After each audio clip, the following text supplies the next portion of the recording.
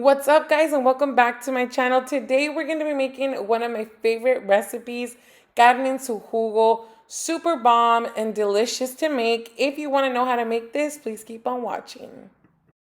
First thing we're going to do is go ahead and make the green salsa. This is all you will need: some tomatillos and chile serranos. We will place inside a bowl and go ahead and boil until it's cooked. Your key is going to be the change of color. Next, we are going to go ahead and work on cutting the meat. Here I am chopping up some bacon, and then we will use some steak. This is palomilla. You want to cut it up in thin pieces because we will be tossing them together. Once that is set, we will go ahead and work back on the salsa. I'm transferring the tomatillos into the blender.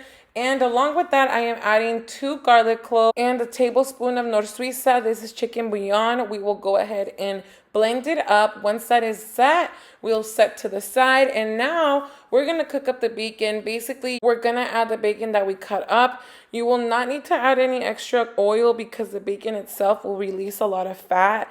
And next, we're going to go ahead and add our white onion and some green onion. This is going to give it a super delicious flavor. You want to go ahead and make sure that you saute all this together nicely until it is crispy, the bacon. And then we will go ahead and add our cilantro. Next, we're going to add the green salsa that we made, and we're going to let that come to a boil. Make sure that the sauce comes to a boil before you add your meat.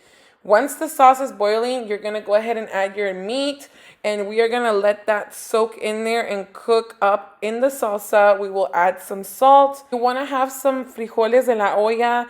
These are the type of beans that I'm going to be using, and basically, once the meat is cooked in the green sauce, we are going to go ahead and transfer that over. We will go ahead and transfer the meat inside the beans. We're going to go ahead and give that a good stir. Let it come to a boil altogether just so that it can really get that flavor of carne en su jugo. Once it's boiled, we will go ahead and serve. Honestly, this plate is super delicious. It's very typical in Guadalajara, Jalisco. If you haven't tried it, I really recommend because está super delicioso. We will go ahead and serve, and then we will top it off with a little bit of onion, green onion, lime, and radish. This will give it the complete flavor that it needs.